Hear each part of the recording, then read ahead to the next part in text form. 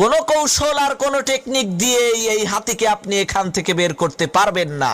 রাজামশাই, এই হাতিকে বের করতে হলে আমাদেরকে ওই কাজটাই করতে হবে যেটা আমরা 20 বছর আগে করতাম। যুদ্ধের দামামা বাজিয়ে দেন, অস্ত্রে শস্ত্রে সজ্জিত বাহিনীর মাধ্যমে তরবারির ঝনঝনানি শব্দতে যুদ্ধের মহল তৈরি করে ফেলুন। মন্ত্রীর কথা অনুযায়ী রাজা তাই করলো।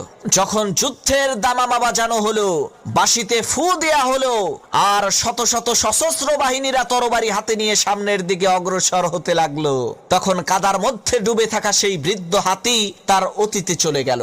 আরে আমি তো ওই হাতি যে শত শত যুদ্ধে এই রাজ্যকে বিজয়ী করেছি। আরে আমি তো ওই হাতি যাকে দেখে শত্রু বাহিনীর সদস্যরা পৃষ্ঠ প্রদর্শন করে পালিয়ে যেত। ওই হাতি তার অতীতের বীরত্বের কথা চিন্তা করে বিনা রশিতে ওই কাদার মধ্য থেকে উঠে আসলো। প্রিয় ভাইয়েরা আমার, আপনার মধ্যে ওই হাতির মতো সুপ্ত বারুদ আছে।